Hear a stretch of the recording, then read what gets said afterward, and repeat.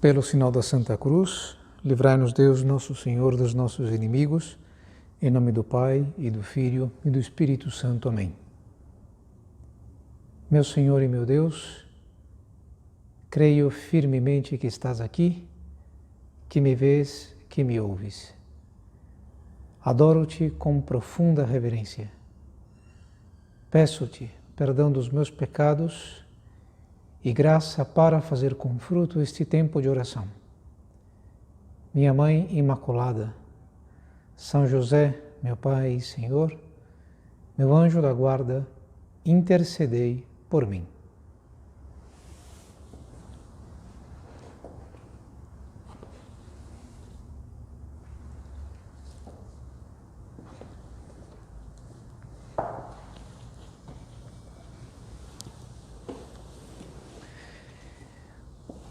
Começamos agora à noite.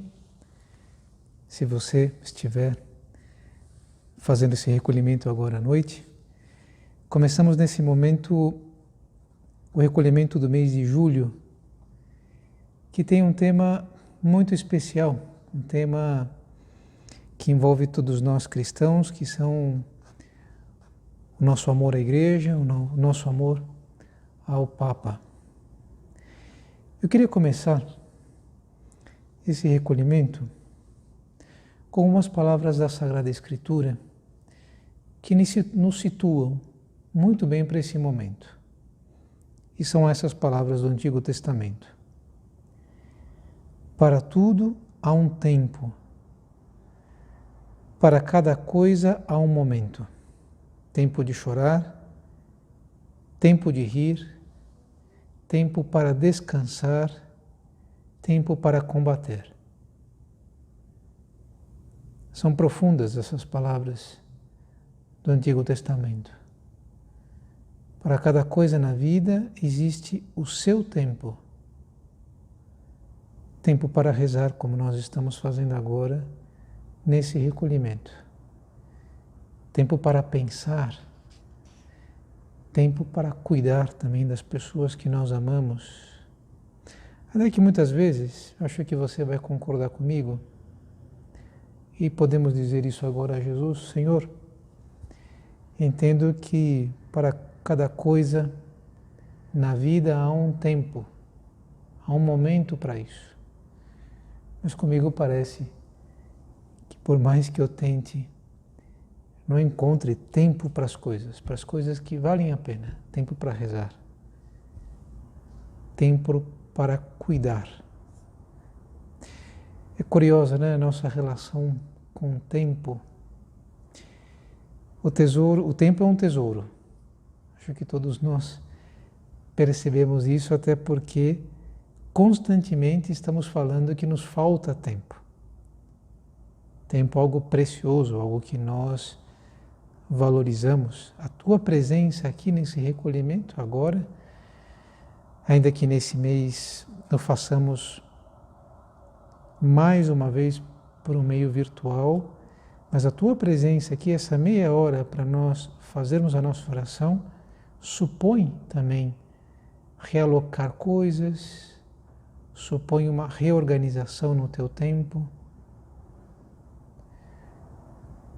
E ainda que nós estejamos, acho que você vai concordar com isso, ainda que nós estejamos vivendo o tempo presente, aqui e agora, não é verdade que com frequência ficamos ansiosos pelo tempo futuro, pelas coisas que vão acontecer. Quem de nós, nesses minutos de recolhimento, pouquíssimos ainda, já não pensou, até eu mesmo aqui, já não pensamos o que faremos depois do recolhimento? Ainda nem começou, mas estamos pensando que horas vai terminar, o que eu vou fazer depois. Até parece que nunca estamos, não é nunca, mas parece que o tempo presente não nos satisfaz, nós estamos felizes com o tempo que nós temos. Eu fiz essa introdução, ainda que, como você percebeu, o tema do recolhimento não é o aproveitamento do tempo, o significado que o tempo tem na nossa vida. Não é? Como eu já anunciei no início. Mas eu fiz essa introdução só para te dizer uma coisa. Deus quis entrar neste tempo, no nosso tempo. Quando nós pensamos que Deus entrou na nossa vida, na verdade Deus quis permanecer conosco neste tempo. Jesus Cristo quis vir ao mundo e viver neste tempo. Quis que também isso que nós acabamos de ler, esse trecho da Sagrada Escritura, também se fizesse presente na sua vida. Jesus Cristo também teve um tempo para crescer, 30 anos de vida oculta, tempo para falar, como foi o tempo da sua pregação, aqueles 3 anos de vida pública, tempo para calar, diante das acusações de Pilatos, no momento da sua paixão, tempo para amar, como foram aquelas horas em que o Senhor esteve pregado na cruz.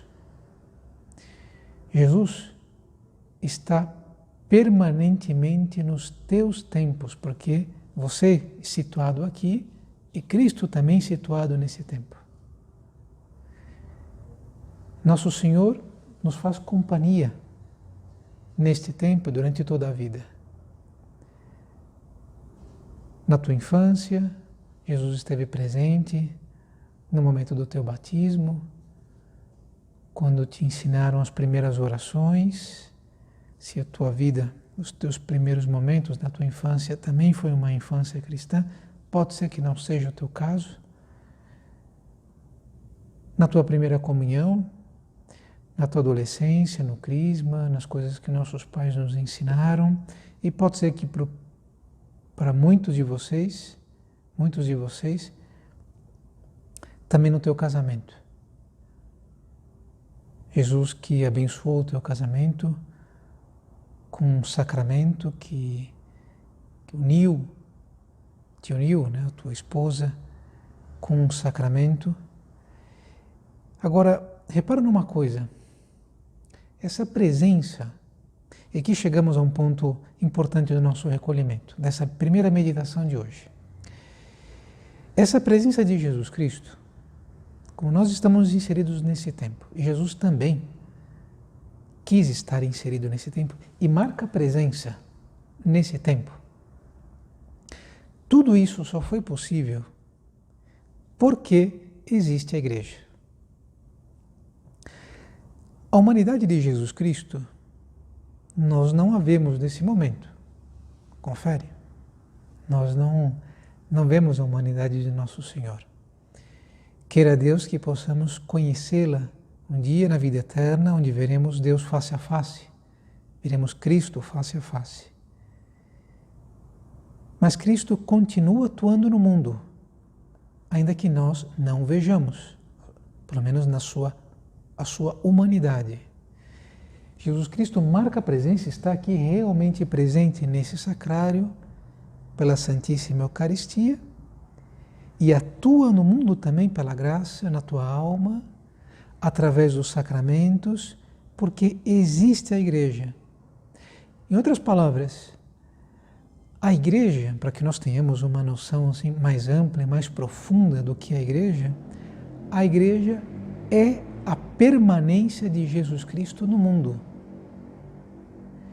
Sem a Igreja, em outras palavras ainda, sem a Igreja não há Eucaristia, sem a Igreja, a presença de Jesus Cristo, sem a Igreja não há perdão dos pecados, é o próprio Cristo que atua na nossa alma, que restitui a graça na nossa alma, a graça santificante, essa graça habitual. Não há quem nos fale de Deus se não há Igreja. É possível, é claro que muitos poderiam também falar sobre a realidade de Deus para nós, mas de fato, né, sem a igreja não estão presentes os seus ministros, não há quem nos recorde do céu, da vida eterna. Interessante, né? Às vezes a nossa visão de igreja, não sei se acontece isso contigo, ela costuma ser mais material. Quando nos perguntam, bom, o que é a igreja? Quem de nós já não respondeu? A igreja são os bispos. A igreja, o que é a igreja? A igreja é o Vaticano. A igreja é aquela praça imensa em Roma, aqueles prédios, o Papa, os cardeais. A igreja são as paróquias que estão espalhadas pela cidade de São Paulo, pelo Brasil, pelo mundo. O que é a igreja? Tudo isso que eu acabei de dizer, mais os sacerdotes, as religiosas e as instituições que existem por aí. Mas o que seria tudo isso? Toda essa estrutura material, se nós tirássemos Jesus Cristo? Nada. Desmoronaria em questão de horas. Na verdade, a essência, se nós queremos traduzir numa frase o que nós vimos a respeito da igreja, seria isso. A igreja é a permanência de Jesus Cristo na Terra, de várias formas. Sobretudo nos sacramentos, onde há uma presença, por meio de uma realidade sensível, Jesus Cristo realmente atua nos homens. Desde os primeiros séculos, tentando justamente compreendermos melhor, de um modo mais profundo, e é importante que a gente conheça, né? De um modo mais profundo a igreja. A igreja é a nossa mãe. É bonito, né? O que disse algumas vezes o Papa Francisco, que chama muita atenção para isso, né? Reforçando, não foi o único que disse isso, mas enfatiza muitas vezes que a palavra igreja é uma palavra feminina. E por meio disso é mais fácil recordar, né, o seu papel de mãe. A igreja que nos cuida desde o início da nossa vida até os últimos momentos, né? Todos os 7 sacramentos, de algum modo também alinhados, né, com a nossa permanência na Terra, né? Desde o batismo até a unção dos enfermos, talvez o último sacramento que muitos recebam.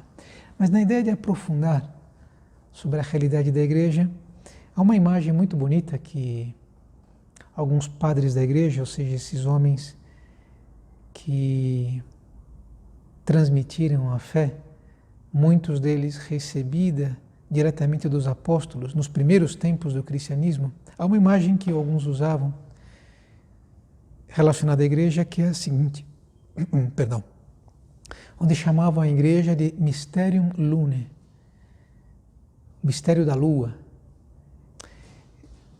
que consiste no seguinte: se nós pensamos agora na superfície lunar, o que te vem à cabeça? Uma superfície desértica, rochosa, e que de algum modo se assemelha à realidade também dos homens, né, na igreja, né? O que nós somos? Filhos de Deus, sem nenhuma dúvida, mas nós somos pecadores. Essa é uma realidade marcante, né, na vida dos homens. Nós somos pecadores. Se nós olharmos para a igreja agora, a igreja é essa permanência de Jesus, mas a igreja está composta por homens, por pecadores. E os seus tropeços, e os seus pecados, as suas derrotas, de certo modo, há pouca luz na realidade, né, mais humana da igreja, porque é composta por esses homens pecadores. Na superfície lunar também não há luz própria. Mas quem de nós já não olhou uma vez para a lua, sobretudo se é uma lua cheia, e se admirou com ela, para aquele astro que não tem luz própria, cuja superfície é rochosa e desértica? E por que nós somos capazes de nos maravilharmos com a superfície lunar? Porque dela nos vinha uma luz. A lua foi naquele momento um objeto que refletia em parte a luz solar. A beleza que pôde ser contemplada não era originada nela. A luz que a iluminava vinha do sol. Como também, quando nós paramos para pensar na igreja e vemos as suas características, a sua universalidade, a sua permanência na Terra por 2000 anos, a sua assistência, a sua presença no mundo marcante, né? E quando nós todos os domingos dizemos que a igreja é una, santa, católica e apostólica, todas essas características da igreja se resumem porque nós a admiramos, porque a sua luz e a sua santidade procede de Jesus Cristo. Como da lua, cuja luz a ilumina e, de certo modo, a deixa bela, procede do sol. Eu também gostaria de te recordar que há outras formas também de nós definirmos a igreja. Outras formas, por exemplo, que também aqui, né, não só os padres da igreja, esses primeiros homens santos e de um grande conhecimento da doutrina dos primeiros séculos, mas também um apóstolo, São Paulo. São Paulo, nas suas cartas, foi um homem que nos apresentou muitas características da igreja. E nos chamava a atenção, na carta aos Efésios, de um aspecto muito particular da igreja. E dizia assim: já não sois hóspedes, mas membros da família de Deus. De fato, né, a igreja é a nova família de Deus. Fomos feitos filhos de Deus no dia do nosso batismo. E como em qualquer família, os filhos são muito importantes. E como em qualquer boa família, os filhos são muito bem cuidados. Quando nós falamos assim, a igreja é família, tudo bem, é uma forma bonita, uma forma que nós entendemos, nos é familiar, né? Nos é próxima, né? Mas eu queria que a gente aprofundasse um pouquinho nisso, porque ser família também implica em cuidar e ser cuidados. Na igreja, todos são cuidados, nós somos cuidados. Nós recebemos uns sacramentos, os ministros da igreja, os padres, os bispos, o Papa, de certo modo, precisam, né, é direito, né, de um fiel cristão, a recepção de alguns sacramentos, nos momentos apropriados. Também nós recebemos a assistência espiritual por meio de um aconselhamento, na própria confissão sacramental, na direção espiritual, na pregação da palavra de Deus. Nós temos certos direitos em relação à igreja porque fomos constituídos filhos de Deus. E é bonito também nós pensarmos que cada membro dessa família tem um papel definido. Há um pai, existem os filhos, como uma família. Ele é o pai, ela é a mãe, ela é a filha mais velha. Na família de Deus, que é a igreja, ela é a mãe, né? A igreja é a mãe da família, e ele é o Papa, ele é um pai de uma família católica, ele é um padre. Essa pessoa faz apostolado com suas amigas também, como um fiel cristão, também assume um papel de apóstolo, todos com funções diferentes, mas interessante.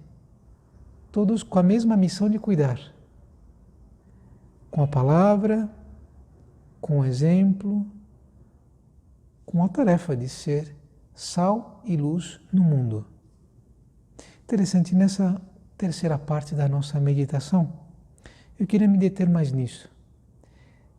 No fato de todos nós, estarmos na igreja e, de certo modo, constituirmos a igreja, porque somos uma família, e cada um de nós, eu e você que está assistindo, você que está presente, temos funções distintas, diferentes, ainda que a nossa missão é cuidar, pelo exemplo, pela palavra, ser sal e luz. Uma vez me contaram uma história que chama muita atenção, uma história, eu diria, entre aspas, forte, mas que me ajudou muito a entender que todos são importantes na igreja. Então, uma vez, num hospital universitário, na década de 80, num país distante daqui, que não é o Brasil, portanto, dificilmente a gente vai reconhecer, né, quem são os integrantes dessa história. Havia um homem que estava internado nesse hospital universitário, num estado já terminal, e era um hospital que tem uma capelania, logo lhe ofereceram assistência espiritual. E tudo com muito respeito, com muita liberdade. Mas o doente não aceitou. Faço um parênteses aqui, que é bem importante para a compreensão dessa história, que é o seguinte: também no hospital conheciam a vida daquele homem, porque era uma figura pública. Era uma figura pública que atuava nas proximidades daquele hospital, na mesma cidade, uma cidade pequena, e era uma figura pública dentro da cidade, então todos conheciam o seu passado. E conheciam o seu passado que não era muito bom. Nos últimos anos da sua vida, do ponto de vista moral, não foi nada bom. E a capelania, naquele hospital, temia pela sua alma. Queriam, se possível, que aquele homem se reconciliasse com Deus. Diante daquela negativa, não havia mais o que fazer. Mas aí, e olha que interessante, aqui nós vemos, né, o fato de nós termos funções diferentes, mas com a mesma missão, de cuidar. Funções diferentes na igreja, mas com a mesma missão. Aí surge uma personagem nessa história, que foi uma enfermeira. Uma dessas enfermeiras espetaculares, né? Agora, nessa época triste, pelos falecimentos e pelo padecimento de muita gente, mas vejam como Deus é bom, né? Deus acaba suscitando muitas coisas boas, muitas histórias edificantes também desse drama que nós estamos vivendo no mundo.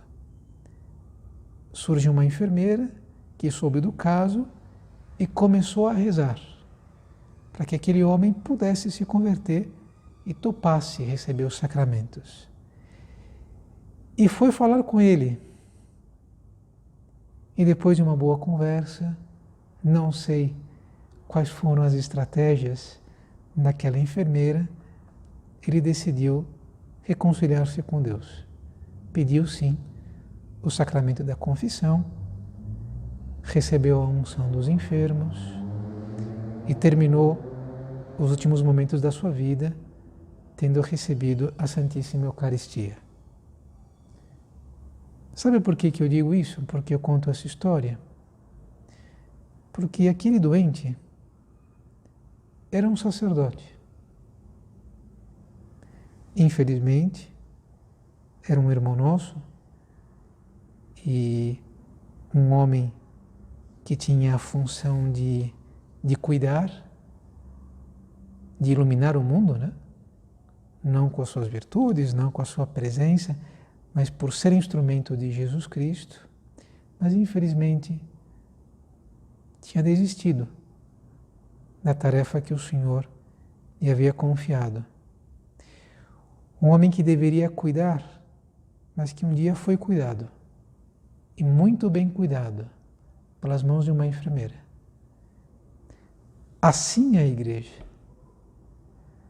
Funções distintas, mas com a mesma missão, de ser sal, que dá sabor, e de ser luz no mundo, que é capaz de iluminar os corações e as mentes das pessoas. E nós? E nós, hein? E se eu te perguntasse agora, e você pode melhor, né, fazer a tua oração aqui diante de Jesus Cristo. Sou sal, que dou sabor à vida das pessoas próximas a mim, capaz de tornar a vida das pessoas mais agradável, melhor, de edificar a minha família. São Francisco de Assis dizia que nós deveríamos sempre pregar o Evangelho, com certeza, se necessário também com a palavra. Interessante, né? Uma frase que nos faz pensar. Se necessário com a palavra, ou seja, o habitual é que um cristão pregue com o exemplo, com o ser sal. Uma vez uma mãe me contou, eu acho que é uma história que ilustra bem isso. Uma mãe me contou assim: padre, eu estava na rua com meu filho de 8 anos e de repente eu esbarrei num senhor que estava passando na rua, ele quase caiu por essa minha distração. Ainda que a culpa foi dele, mas fui eu que bati nele. E eu me adiantei e pedi desculpas. Olha, perdão, senhor. Seguiram em frente, continuaram a caminhar. O menino, né, estava ao lado dela, viu toda a cena, o seu filho de 8 anos. E já em casa, ela, saindo da cozinha, diz para ele: filho, sai da frente. E com esse sentido, né, de justiça aguçado das crianças, ela contou que o menino disse para ela: mãe, para aquele homem da rua, a senhora não falou dessa forma. Mas por que comigo é sempre assim? E ela me dizia assim: padre, eu fiquei acabada, porque vivo nessa tensão constante, ela se perguntava, com as pessoas que mais amo. Interessante, isso nos faz pensar. São por meio dessas coisas que nós edificamos, por meio do teu exemplo, da tua palavra, da tua serenidade, da tua paciência. Eu sou luz em casa. Sou luz que ilumina, que mostra o bom caminho, que o exemplo é capaz, né? O exemplo arrasta, leva as pessoas para o bom caminho, né? Tem lá, então, vem materializado o que é fazer o bem, né? O que é, normalmente, quando nós fazemos o bem, somos felizes, estamos felizes. E é possível que as pessoas da nossa família vejam isso materializado no teu modo de falar, do teu aproveitamento do tempo.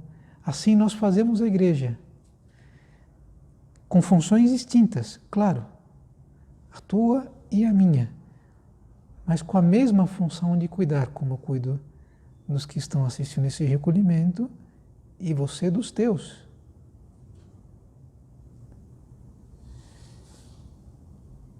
Vale a pena refletir um pouco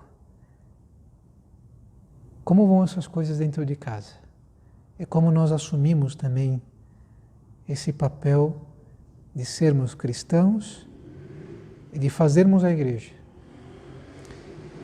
Vamos pedir a Nossa Senhora que essas ideias dessa primeira meditação de fato possam sedimentar dentro do nosso coração e tirarmos um bom exemplo, aliás, tirarmos um bom propósito desses 30 minutos que ficamos aqui diante de Jesus e consideramos essas ideias tão importantes da Igreja de Jesus Cristo.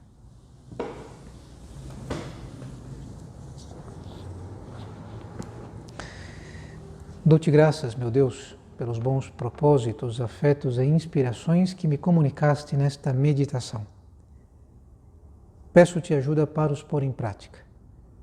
Minha Mãe Imaculada, São José, meu Pai e Senhor, meu anjo da guarda, intercedei por mim.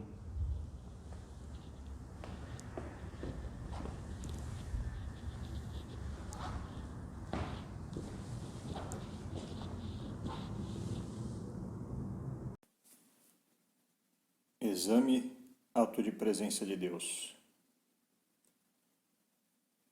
Sei ver a Igreja com olhos de fé, tal como Deus a vê, como instrumento da presença misteriosa, mas real, de Cristo e da sua ação redentora no mundo?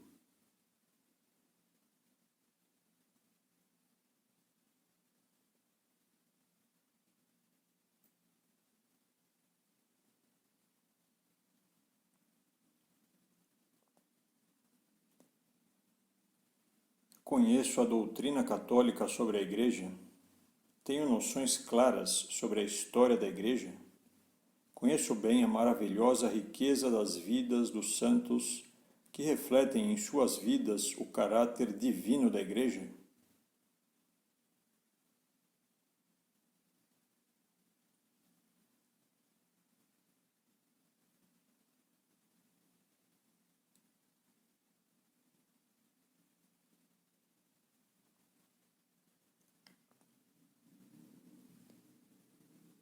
Compreendo que a verdade cristã não é uma posição ou uma opinião subjetiva que cada qual fabrica conforme seu parecer, mas uma verdade objetiva, revelada por Cristo e conservada em sua autêntica pureza pela Igreja?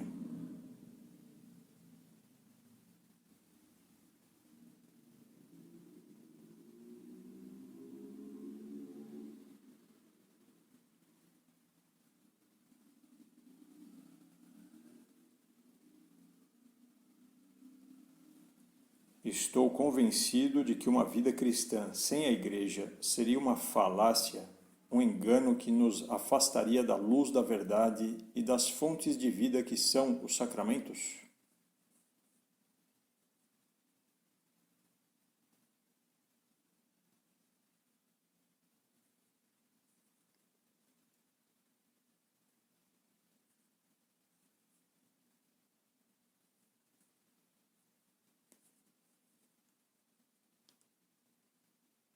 Compreendo que eu também sou Igreja, sou membro vivo da Igreja, do corpo místico de Cristo, e tenho por isso a responsabilidade pelos que são membros desse mesmo corpo. Sou consciente do dever que tenho de rezar, de ajudar os outros, de fazer apostolado.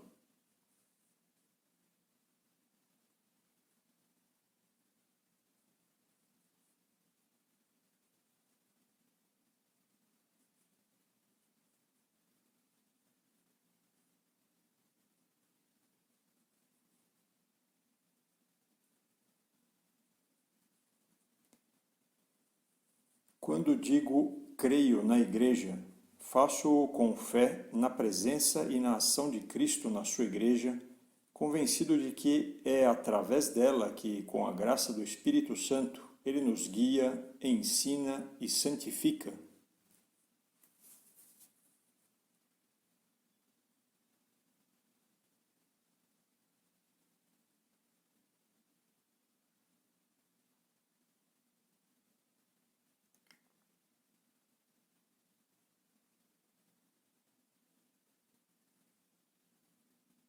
Rezo pelo Papa, sucessor de Pedro e vigário de Cristo na Terra.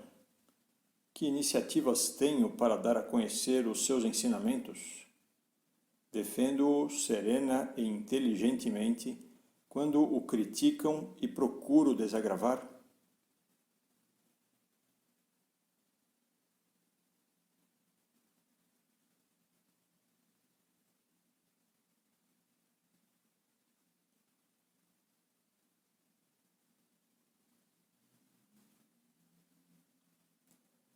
Rezo também pelos membros da hierarquia da Igreja, para que Deus lhes conceda a graça de serem pastores santos, fiéis à doutrina e unidos ao Papa. Rezo especialmente quando tenho conhecimento das falhas e fraquezas humanas de alguns deles.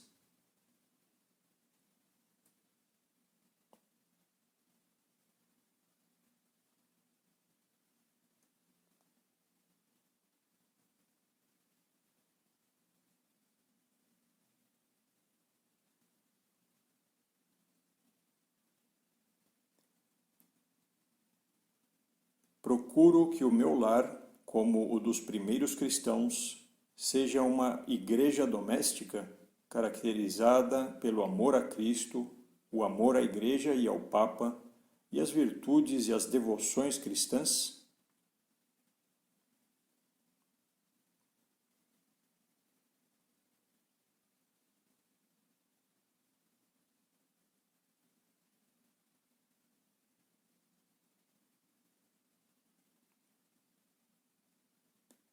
São José Maria dizia que os cristãos devemos ser semeadores de paz e de alegria. Posso dizer que sou assim, um semeador de paz e de alegria no meu lar, no meu trabalho, nos momentos de lazer e de esporte, na vida social?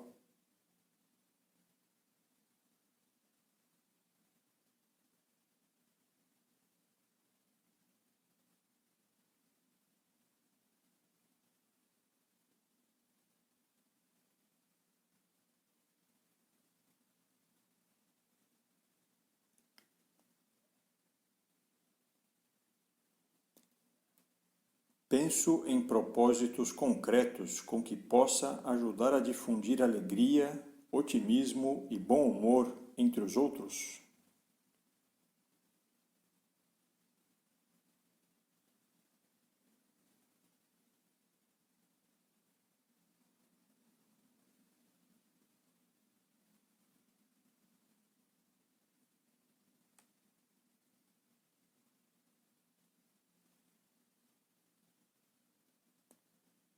Ato de contrição.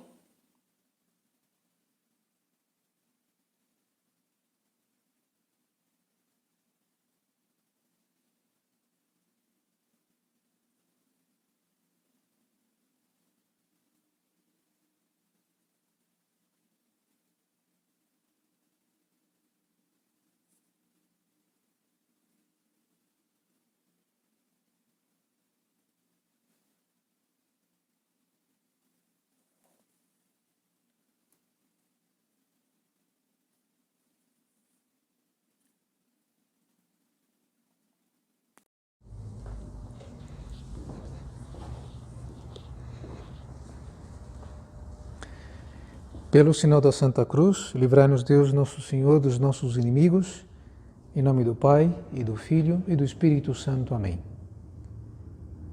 Meu Senhor e meu Deus, creio firmemente que estás aqui, que me vês, que me ouves. Adoro-te com profunda reverência. Peço-te perdão dos meus pecados e graça para fazer com fruto este tempo de oração. Minha Mãe Imaculada, São José, meu Pai e Senhor, meu anjo da guarda, intercedei por mim.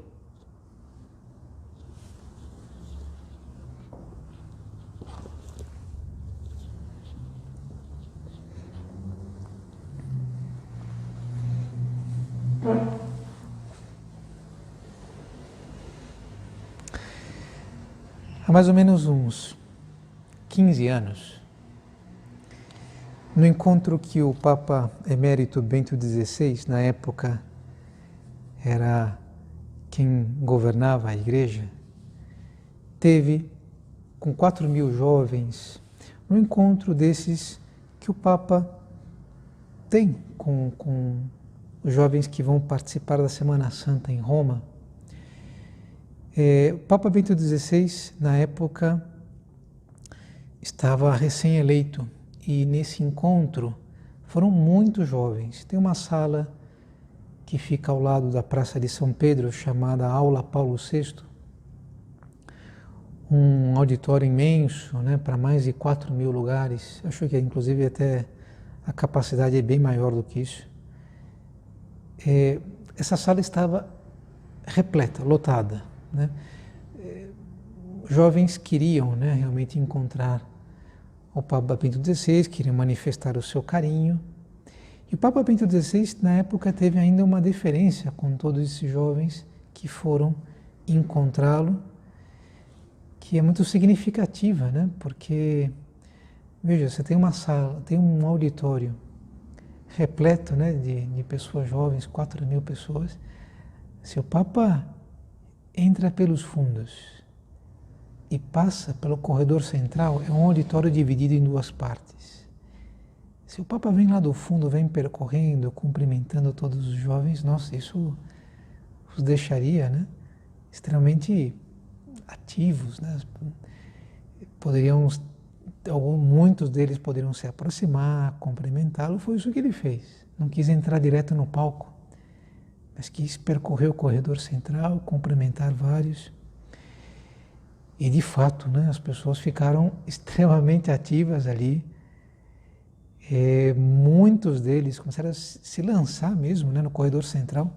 Eu já vi umas imagens e é impressionante. Para vocês terem uma ideia, em alguns momentos, sobretudo são rapazes, né, alguns se sobrepõem uns aos outros e às vezes formavam até 4 andares de rapazes, um em cima do outro, para que todos pudessem tocar, né, o Papa com as mãos que passava ali pelo corredor central. Houve tensão entre os seguranças. E houve um momento que foi um pouquinho desagradável, que um dos rapazes, claro, imagino que não seria esse o seu objetivo, mas acabou acontecendo, tentando tocar o Papa, tentando tocar as mãos do Papa, tocou, só que praticamente tirou o anel do Papa. E naquele momento os seguranças seguraram as mãos daquele rapaz, o Papa se recompôs com um sorriso, com muita elegância, com muita classe, colocou o anel de volta e seguiu cumprimentando. Mas se vê que depois desse episódio, os seguranças ficaram muito mais ativos e a situação foi um pouquinho mais distante, né? Não houve todo aquele alvoroço, não se aproximou tanto depois. O organizador do evento, depois que todo o evento acabou, o Papa fez o seu discurso, teve alguns testemunhos ali dos jovens. O organizador disse ao Papa, né, Santidade, perdoe-me, perdoe-nos pela euforia dos jovens. Nós não imaginávamos que seria assim. Eu queria aqui destacar a resposta que o Papa Bento XVI deu na época, que foi a seguinte: olha, não se preocupe, eu os compreendo.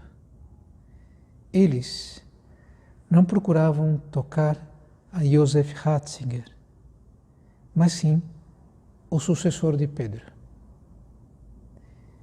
São bonitas essas palavras, né, do Papa Emérito Bento XVI, e como sempre, muito profundas. De fato, Joseph Ratzinger foi mais um na sucessão do apóstolo São Pedro, né, onde já se aproximam, né, já se acumulam, entre aspas, né, mais de 266 sucessores. Mas eu queria que nós meditássemos hoje justamente no que está de fundo nessa frase do Papa Bento XVI. Por que todo esse carinho? Por que nós, pelo menos, recebemos assim, né, as coisas que chegam, aprendemos a receber assim? Acredito que você que esteja escutando esse recolhimento tem uma profunda adesão ao Santo Padre e recebe as suas notícias, os documentos, as exortações, as encíclicas, querendo aprender, querendo acolher tudo isso. Por que que é assim? Porque consideramos ser bons filhos da Igreja e isso nos leva a uma profunda adesão ao Papa. O que está por trás disso? É bom nós também fazermos oração sobre isso, conhecermos as coisas de fundo, tentarmos entender as coisas sobre uma perspectiva mais profunda. Por que, ainda tentando apresentar, né, e motivar-nos a entrar nesse tema, por que ser o sucessor de Pedro é tão importante?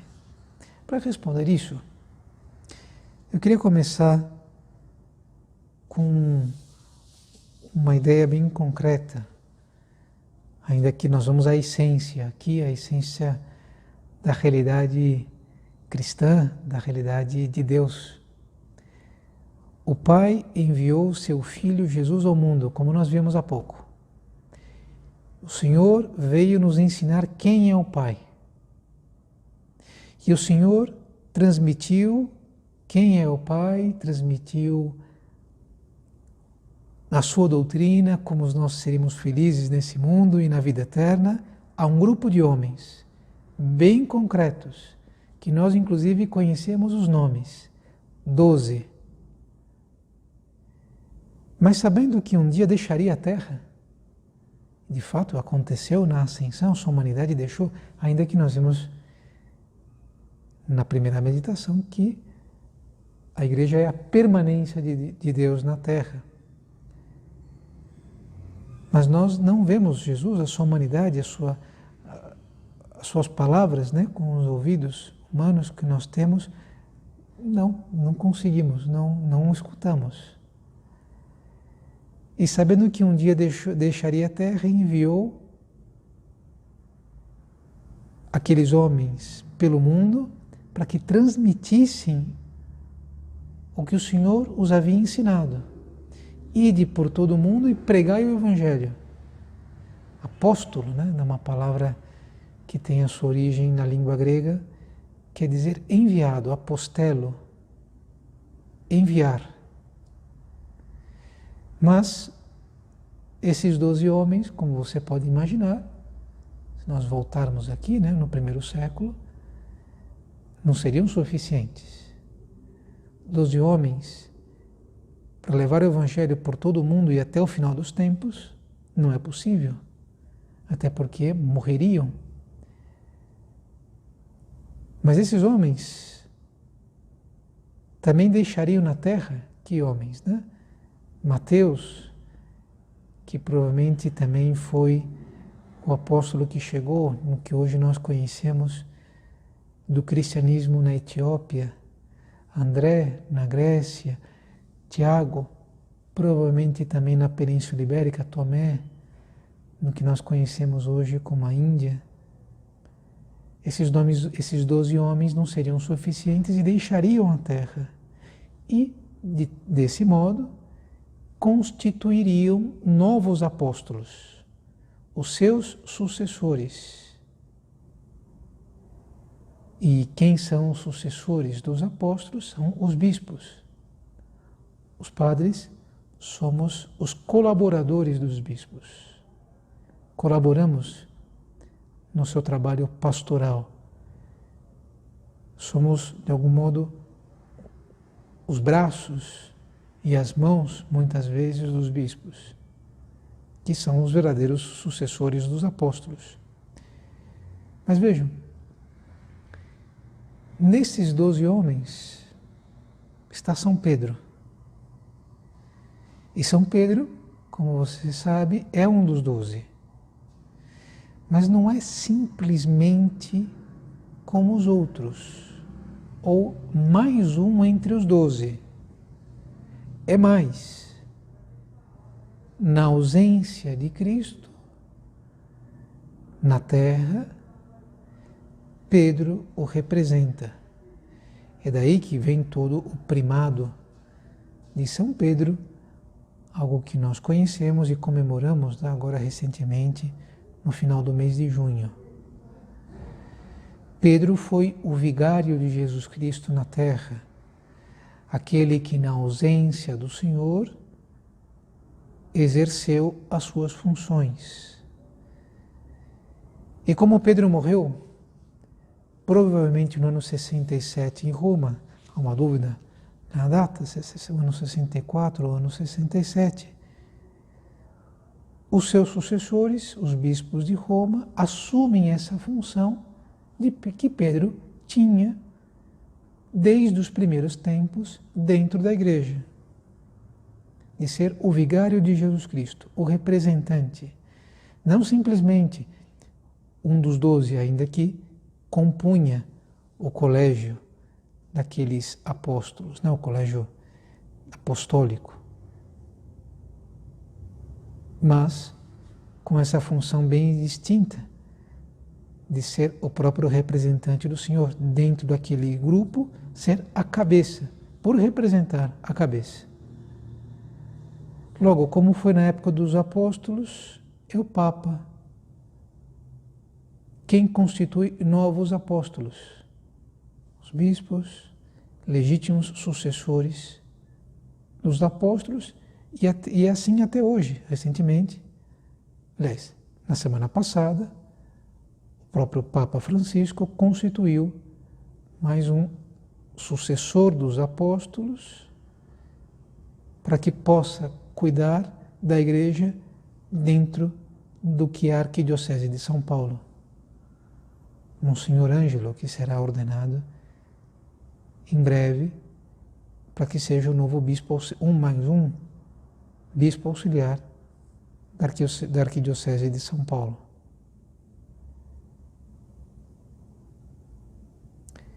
Eu lhe digo essas coisas para que nós possamos ampliar um pouquinho a noção de igreja e ao mesmo tempo termos vivo dentro de nós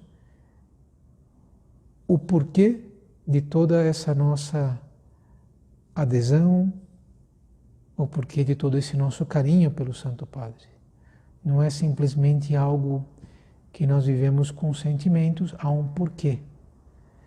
E ainda que, como são os papas, são homens, e são homens com uma personalidade marcante, mais efusivos, menos efusivos, também como todos nós, variam na sua experiência, no seu conhecimento teológico, na sua experiência pastoral, porque são homens distintos. Poderíamos, de algum modo, e não é um problema isso, ter uma afinidade com uma outra afinidade com o outro, mas tudo que nós vimos agora são subsídios para que nós não fiquemos justamente só nesse aspecto mais humano, de ter uma afinidade mais com aquele ou com aquele outro, ainda que isso possa existir. O que nos move a aderir sempre, estar sempre com o Santo Padre, são motivos sobrenaturais, teológicos como esses, porque é esse homem que representa Jesus Cristo na Terra, é o seu vigário na Terra. Isso São José Maria tinha muito claro. E viveu isso com muita piedade. Aconteceu muitas vezes que ao falar, não foram muitas vezes, e na verdade eu nem saberia te dizer ao certo número de vezes, pelo que eu sei, foram mais que 2. O que acontece? Situações em que São José Maria teve que falar com o Papa, na época, pelo telefone. Conta que uma das vezes, ainda que o Papa não soubesse, talvez não tenha nem percebido, ao falar com o Santo Padre pelo telefone, São José Maria se ajoelhava. São José Maria era capaz de falar diante de uma grande multidão, milhares de pessoas, fazendo daquela conversa um momento muito íntimo, muito familiar. Era capaz de de acender os corações de milhares de pessoas ao mesmo tempo. Mas nestas vezes em que falava com o Papa, em que teve que falar com o Papa pelo telefone, contam os que estiveram ali perto, que viram essa cena, que São José Maria era capaz de tremer a mão diante da consternação de estar perto, de falar, naquela situação de falar, com o vigário de Jesus Cristo. No dia que chegou a Roma, vindo da Espanha, dia 23 de junho de 1946, e que foi a sua primeira vinda, sua primeira ida a Roma, e depois de alguns retornos à Espanha, morou de forma definitiva em Roma. Mas nessa primeira noite, por ter ficado num apartamento que era um centro da obra, bem próximo do Vaticano, inclusive da sacada desse apartamento era possível ver diretamente os quartos, o quarto, na verdade, o escritório do Santo Padre. São José Maria naquela noite não quis dormir, quis permanecer em vigília, olhando, mas sobretudo em oração ali pelo Papa, enquanto o Papa dormia. E dizia assim, de uma forma para que nós também gravássemos isso no coração: nós, os católicos, meus filhos, temos de pensar que depois de Deus e da nossa mãe, a Virgem Maria, na hierarquia do amor e da autoridade, vem o Santo Padre. São fortes essas palavras, né, do São José Maria. Na hierarquia do amor, depois da nossa mãe, vem o Santo Padre. Nós vivemos isso. É assim que nós correspondemos, né, a essa realidade que Deus quis para todos nós. Te pergunto, por exemplo, quando chega um documento, algo que o Papa escreveu para nós, não só de algo mais interno, algo dirigido diretamente aos bispos, mas, por exemplo, a todos os cristãos, as suas exortações apostólicas, as suas encíclicas. Eu sei quais são as preocupações do Santo Padre, o que o Papa tem falado habitualmente, o que está circulando, o que está vigente, melhor, no coração do sucessor de Pedro. São João Maria Vianney também foi o autor de uma frase impressionante, uma frase muito bonita, que eu queria agora apresentá-la na nossa meditação, que também, do ponto de vista teológico, interessante é que a gente conheça e guarde, né? São João Maria Vianney, o Cura d'Ars, dizia o seguinte: se eu me encontrasse com o Papa e com um anjo juntos, ao mesmo tempo, Papa e um anjo, eu cumprimentaria primeiro o Papa, o representante de Jesus Cristo na Terra, e só depois o anjo. Ainda que os anjos, né, são seres espirituais, seres dotados de uma inteligência extraordinária, né, de uma vontade em que é capaz de aderir, né, com tudo, sem voltar atrás, né, nas suas decisões, não são os representantes de Jesus Cristo na Terra, mas sim o Papa Francisco, nesse momento. Como a gente pode observar, e imagino que vocês também observam, porque não somos pessoas, diria, que estão fora do mundo, que estão em que os acontecimentos do mundo e que estão presentes nas redes sociais, nos meios de informação, nós somos capazes, estamos ali nesses meios e somos capazes de perceber que, infelizmente, tem muita gente que critica o Papa. É bonito, né? O Papa não se abala. Talvez se apoie naquelas palavras de Nosso Senhor. Se eles me perseguiram, também hão de perseguir a vós. Mas eu imagino que sofra. Diante disso, o Papa o que faz? Mendiga a oração. Bonito, né? Pregate per me. Talvez seja uma das frases, né, que mais diga nessa época, nesses últimos anos, anos, eu ia falar nos últimos anos de pontificado, né? Imagina, não tem nada a ver, né? Mas nos últimos anos, agora, nesses últimos anos que nós estamos vivendo. Nos Atos dos Apóstolos,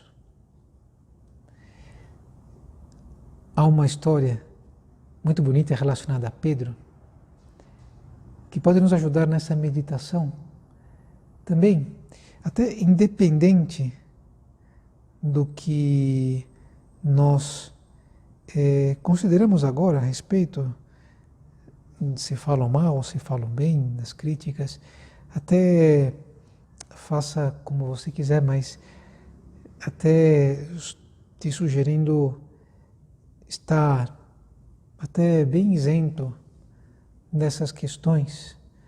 Nós, como filhos da Igreja, rezaremos sempre pelo Papa. E um exemplo, como eu disse há pouco, nós temos, um exemplo, aliás, muito bonito, nós temos na Sagrada Escritura. Nos Atos dos Apóstolos, conta-se que Herodes mandou prender Pedro. E é curioso, né? Diz que Herodes designou 16 soldados.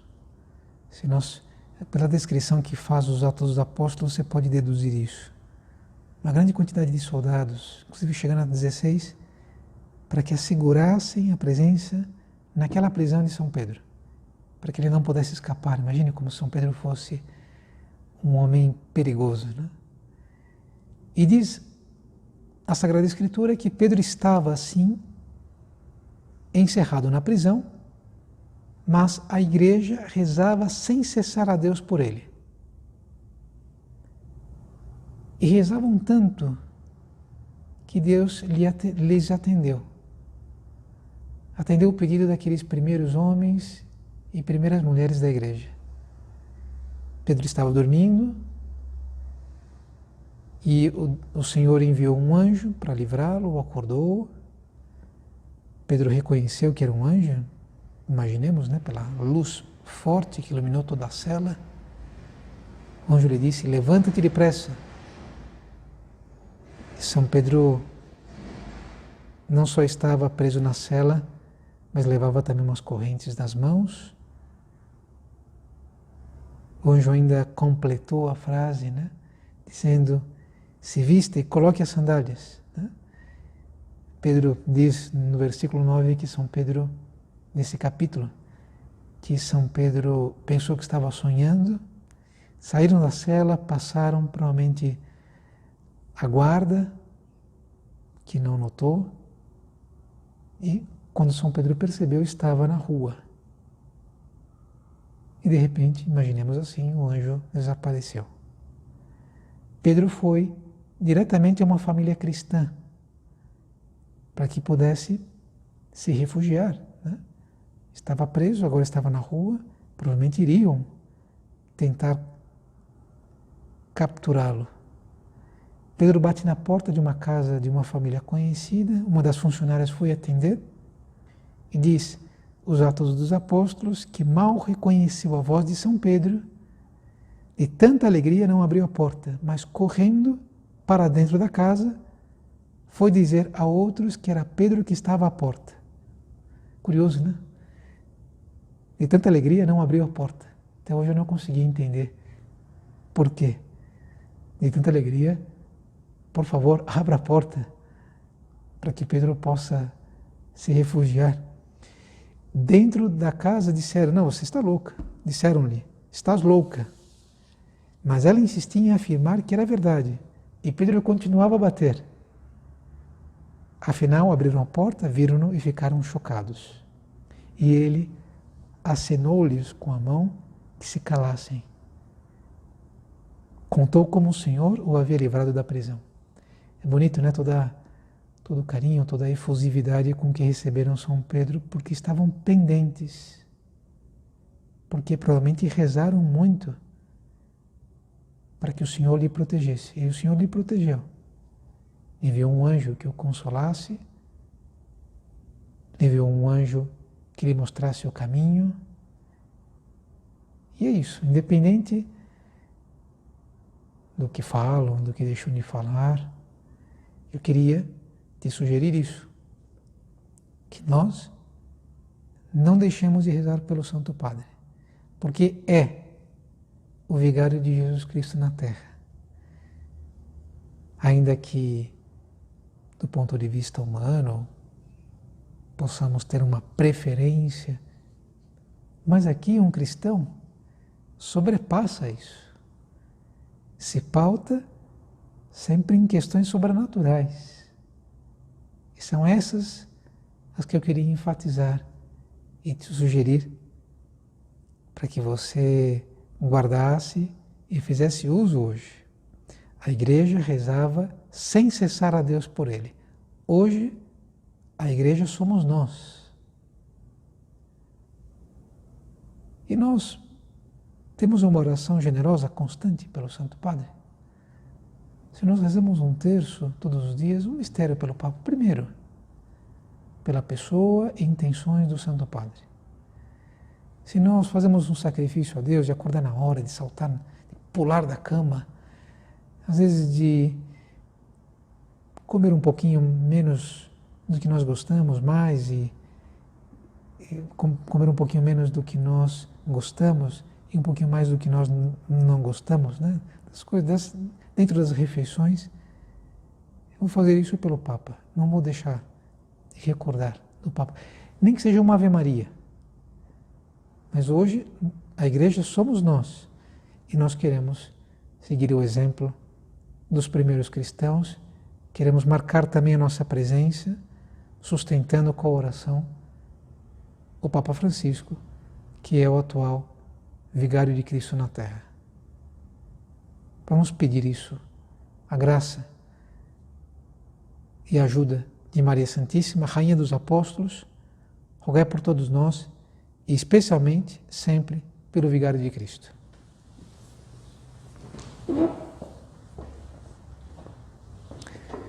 Dou-te graças, meu Deus, pelos bons propósitos, afetos e inspirações que me comunicaste nesta meditação.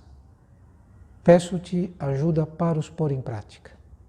Minha Mãe Imaculada, São José, meu Pai e Senhor, meu anjo da guarda, intercedei por mim.